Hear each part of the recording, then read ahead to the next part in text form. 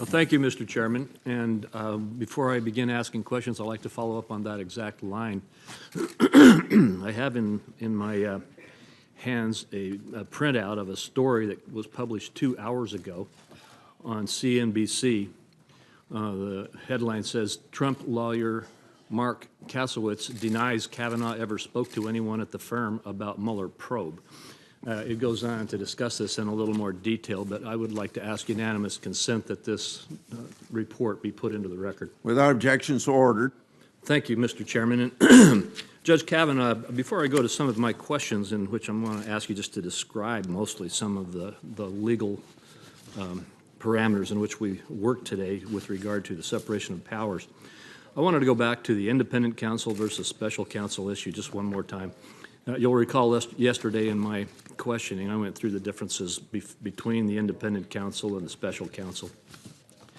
The reason I'm coming back to it is I've been a little puzzled by my colleagues' attacks on your writings about the Morrison case, back in which was talking then about the 1988 case in which the Supreme Court upheld that then old independent counsel system.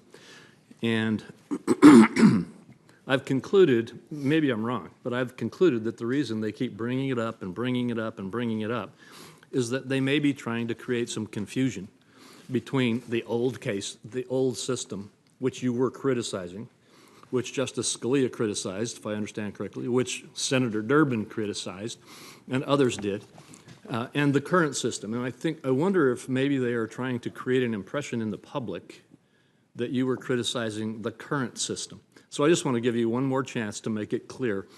In your writings about the Morrison case, were you criticizing the current special counsel system? Thank you, Senator. No, I was not, and I have tried to make clear to Senator Coons and you and otherwise that I have repeatedly discussed the special counsel system, the tradition of that kind of system, with approval in the Georgetown Law Journal article that I wrote in the late 1990s, as well most recently in the PHH decision, where I specifically distinguished that from the independent counsel system. The old independent counsel system and Morrison, which dealt with it, has not existed since 1999. The current special counsel system, I've always spoken approvingly of the general system and the tradition of special counsel. Well, thank you, and I hope that that puts it to rest. Like I say, for several days now, I've been perplexed as to why it is that your criticism of a system that ended in 1999 was of such concern. And I hope that any confusion that's been created by those consistent attacks doesn't create and won't create an impression that you were making any comment about our current situation. So thank you for that. What I'd like to do with the rest of the time I have is to go through some issues related to the separation of powers. And I realize that you've been through this, it may seem like endlessly in the last few days, but I want to go back and first start with the notion of deference with regard to rulemaking and the Chevron document. Could you just describe to us what the Chevron doctrine is? Yes, Senator. What that says, that doctrine, when Congress passes a statute and an administrative agency, executive or independent agency, is implementing that statute, the agency's interpretation of that statute will be upheld by a court so long as it's a reasonable interpretation of any ambiguity or gap that may exist in the statute.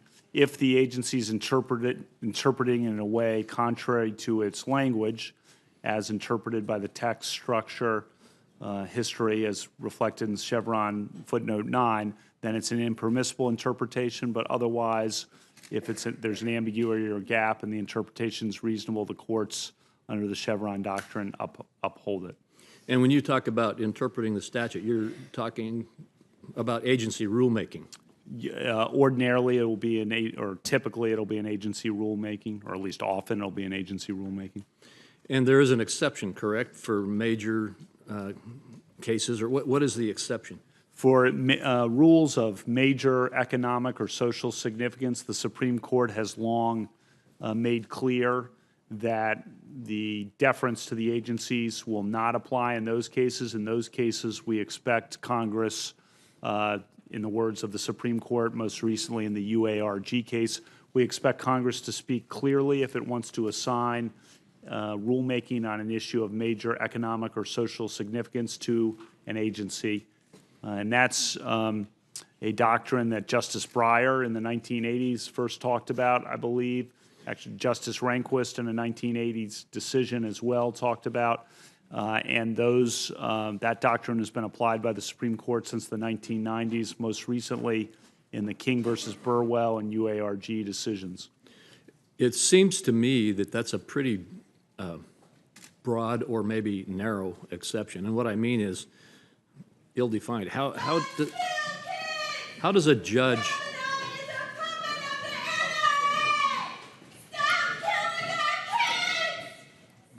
How does a judge determine when you have a major circumstance that would be impacted by the exception? Is there a standard, or are there some rules of how a judge makes that determination? There's no clear rule on that. I've talked about that in the U.S. Telecom decision, that the Supreme Court has not as yet provided specific guidance.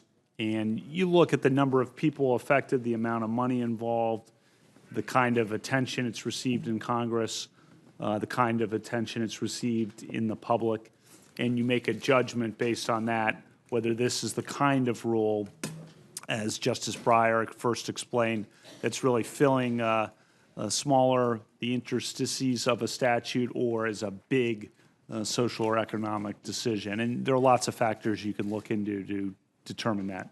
Well, it seems to me, and this is relevant to a number of other comments that you've received in questions, that if the congressional statute that is passed is vague or broad, that the room for agency discretion is greater.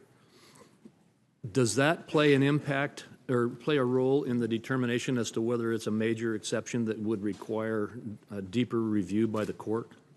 Well, the question of ambiguity is something that applies in all of these Chevron cases, but I do think as well in the major rules situation, what Justice Scalia said for the Supreme Court in the UARG case is if it's a rule of major economic or social significance, we expect Congress to speak clearly, and that speak clearly phrase in Justice Scalia's opinion for the court is quite important. In other words, we want to see an express assignment of authority to decide a major social or economic issue if that's going to be upheld as a rule by the courts. Well, thank you. I appreciate that. This issue is very important to me and to a number of my colleagues because there's a concern among many members of Congress that Congress has delegated too much of its responsibility to the executive branch by giving them this deference in rulemaking. And the broader and more vague the congressional delegations are, the greater the opportunity for the executive to simply write law through rulemakings. And so it's a very significant issue. A further question I have is, and I know you've also been asked this earlier, is there a point at which congressional delegation can be so broad as to be unconstitutional? For example, one of the cases or examples you were given earlier is if Congress just decided to create another group and say, we're going to have them be Congress now. So the Supreme Court's long applied the non-delegation doctrine that allows broad delegations, at least under the precedent, but there is a limit to how broad those delegations can be. And there is litigation in the federal courts now and in the Supreme Court now about certain applications of the non-delegation doctrine, but the general law is that Congress can delegate broadly, but there are limits. It has to be an intelligible principle, is the phrase that the Supreme Court has used. Now, what that means in practice has been decided under a series of cases applying that principle over time. Those precedents build on one another, and that's what the court applies to figure out whether a delegation has gone too far. And this brings in the issue of independent agencies as well. And I know you've talked about that a lot as well. Humphrey's executor is the case that sets the standard, correct, as to what is an appropriate appropriately, constitutionally created independent agency? That's correct. The 1935 decision in Humphrey's Executor upheld the concept of independent agencies where the heads of the agencies are removable only for cause, not at will. And so we see agencies such as the FERC, the Federal Communications Commission, the SEC, and the like. And you have ruled in the PCAOB case that the creation of that independent agency was unconstitutional?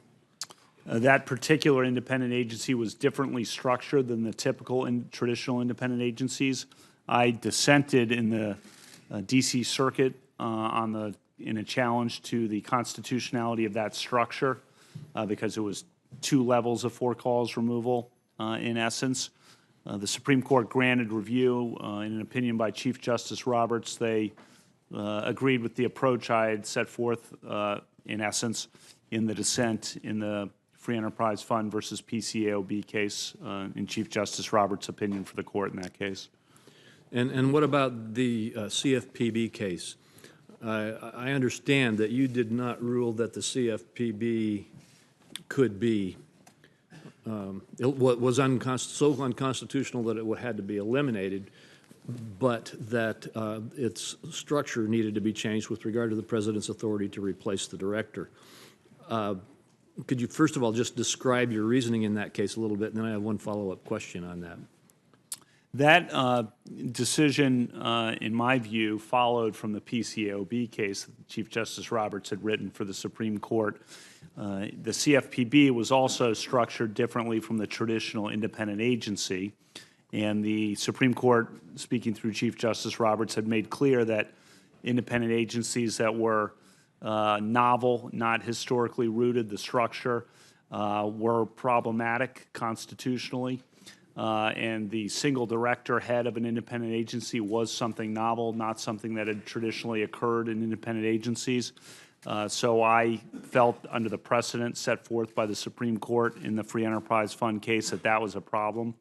But I did not say that the agency was invalid or could not continue to pursue its important functions, regulatory functions for consumer protection. Rather, I said simply that the single director head of it had to be removable at will, not for cause. And I also made clear, though, if Congress wanted to have a traditional multi-member independent agency, Congress could, of course, change that structure if it wanted. The important point for your question is that the agency would continue to operate. There was another judge who did say that due to that flaw, the whole agency should cease operation. I did not agree with that remedy because I did not think that was the proper remedy under the Supreme Court's precedents remedying constitutional problems.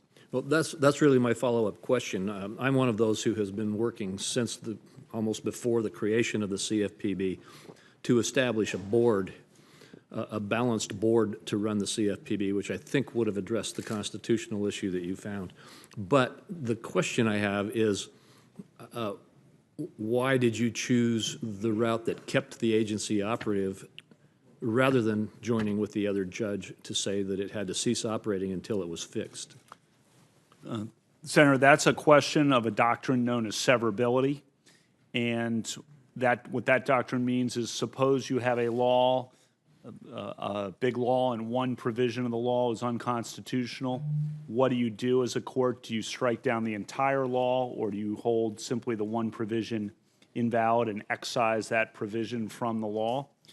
And the traditional approach is reflected perhaps best in Marbury versus Madison, which found a section of the Judiciary Act of 1789 on jurisdiction of the Supreme Court, of the courts, to be unconstitutional. And what did the court do in Marbury versus Madison? Did it strike down the entire Judiciary Act? No. It excised the one provision that was or didn't enforce the one provision that was unconstitutional and simply excised that. The traditional approach to severability is ultimately one of congressional intent to try to figure out what Congress would have wanted in the statute, but I've written about this both in cases and in articles that as a general proposition, the proper approach for a court is to try not to disturb more than is necessary of the work Congress has done in setting forth a statutory scheme and therefore severability, as I've referred to it, narrow severability is the norm unless Congress has specified a contrary intent or unless the whole law unless it just wouldn't work otherwise. All right, I appreciate that explanation. And to go back to agency deference for just a minute, I'd like to talk about the Administrative Procedures Act just to create the full picture. When we were talking about the Chevron doctrine, that's a court-made doctrine with regard to deference on agency rulemaking and other interpretation of statutes. The Administrative Procedures Act contains a statutory requirement, doesn't it, that requires the findings of fact that the agency makes in quasi-judicial proceedings to be honored. Have I got that right? That is with some deference, that's correct. And the reason I bring that up is not so much because it's a judicially created issue, but because it just shows the broad parameter of deference that either through Congress or through judicial precedent has been given to the executive branch in terms of what many of us believe is the equivalent of making law. And just as we don't want you making law, I personally don't want to see the executive branch making law without involvement of Congress to the maximum extent possible. And so these are issues that I just hope that you'll pay attention to in terms of the appropriate establishment and precedent necessary for the kind of separations of powers in our constitutional system that we need to have as we move forward. I'm not even asking you to comment on that. I'm just making an observation. Well, I will add one comment, which I do think it's important when we do review adjudications, which is another part of the bread and butter of the D.C. Circuit, so agency adjudications, where, for example, it could be a benefits case of some kind or an adjudication of an NLRB case, that when we review those adjudications, I do think it's important that courts be aware of the importance of those cases for the individuals affected by those cases and to make sure that the adjudications are complying with the principles of American justice and due process that we expect in an adjudication when someone's life, liberty, or property is on the line. And administrative adjudication is something I've written about in many of my cases to make sure that the proper kind of fact-finding is occurring even in the administrative adjudications. Well, thank you. I appreciate you making that note, and I actually have pages of summaries of your adjudications on those kinds of issues, and I will just make a conclusory statement there. For the argument that you're not watching out for the little guy or that you're not making sure that the litigants in their engagement with executive agencies are protected, people just have to read the cases. I commend you for being very, very carefully attentive to making sure that the rights of individuals in agency adjudications are protected and honored. Thank you, Last thing I'll do with my 2 minutes is I want to talk to you about Western states issues. Senator Flake got into this a little bit yesterday, and I actually was surprised to hear him say, I think he said 83 or 85% of Arizona was owned by the federal government. I'm impressed. I'm sorry for him. But in Idaho, it's 63% of the state is federal land. We believe that we've got the bragging rights to gorgeous country, whether it's mountains, rivers, deserts, fishing, hunting, recreation of all different kinds. The environment that we have in Idaho is a wonderful place. That's one of the reasons people go there to live. We are also very concerned about the management of that federal land. We want to make sure that at the same time we protect and preserve this heritage, we also allow the people who live there to be able to have an ability to make a life and to make a living. And there's a conflict there. I don't believe it's an irreparable conflict. In fact, I believe it's something where both a strong economy and a strong environment can be achieved. I'm not asking you to make any commitments about anything, except I would like you to just acknowledge to me, as you did to Senator Flake, that you understand we've got some incredibly different types of issues in the West that relate to the differences in land ownership. Absolutely, Senator. I understand that, and I've tried through my decisions, cases like the Otay Mesa case, cases like the Carpenters case, to understand the situation with the West, the land, the designations of land. It's not my job, of course, as a judge to make the policy decisions for those land or environmental regulations, but it is my job to police the boundaries of what you have set forth in the statutes and to make sure that the executive is not unilaterally rewriting the law or going beyond what's been authorized by Congress. It's also my job when constitutional boundaries are crossed in terms of action taken by the government with respect to land or landowners to make sure that I'm enforcing the Constitution. I understand, and I hope my opinions demonstrate my understanding and appreciation for the importance of land and landowners in the western states and throughout the entire United States for that matter, but I know how important it is to you and Senator Flake as well. Thank you very much. Thank you, Senator.